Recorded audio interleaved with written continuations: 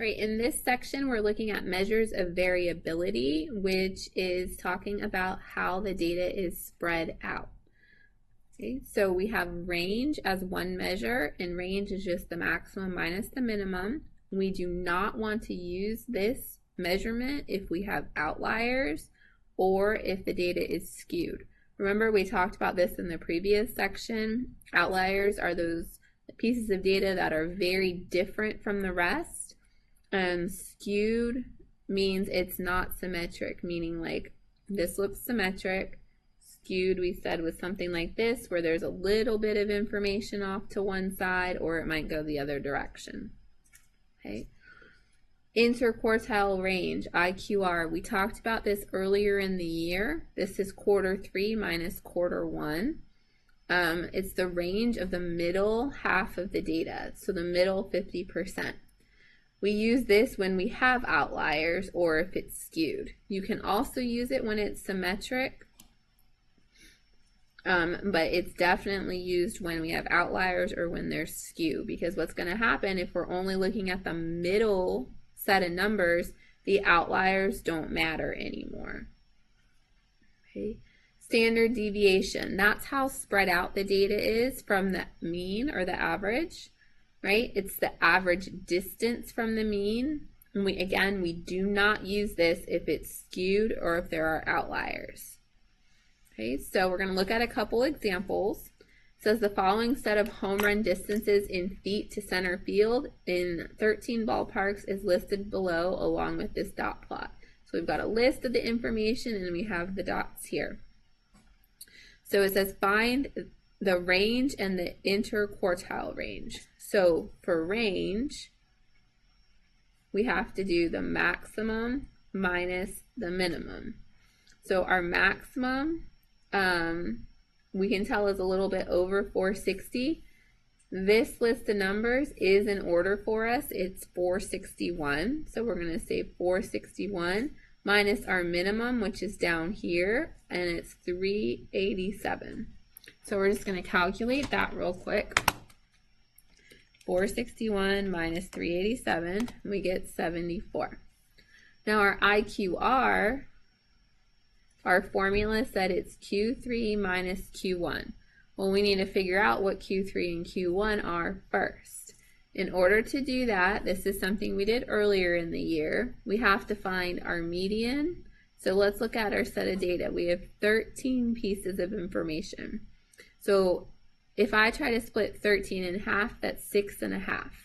So I know I'm going to have 6 pieces of data on each side of the middle. So 1, 2, 3, 4, 5, 6. 1, 2, 3, 4, 5, 6. This is the middle. This would be our median.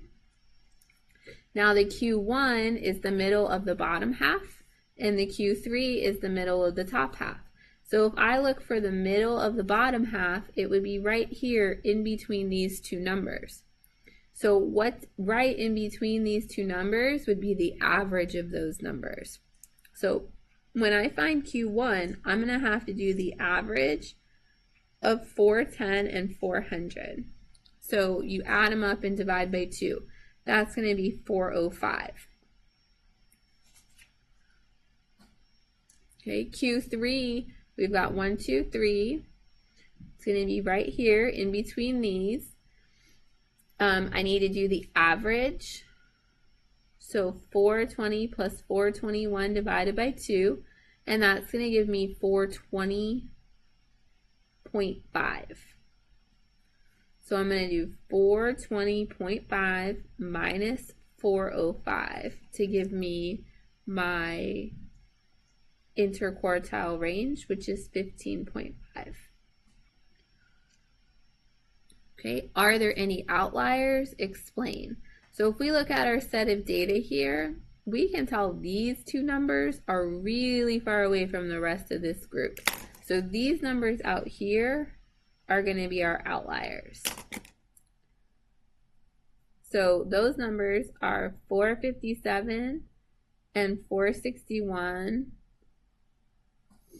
are much higher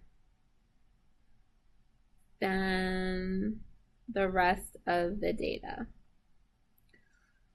Which measures of spread from part A should be used to describe the distribution and why? So if we have outliers, it says we want to use IQR because it says we use this when we have outliers.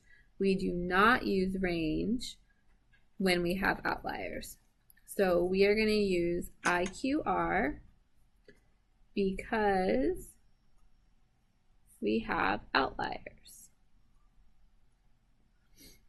It says the standard deviation is 20.83. Should it be used to describe the spread of the disruption of home run distances? So I think that's supposed to say distribution of home run distances. So it says for standard deviation, we do not use if it contains outliers. So should it be used? No, because there are outliers. Okay, we're going to pause this video here before we go on to the next example.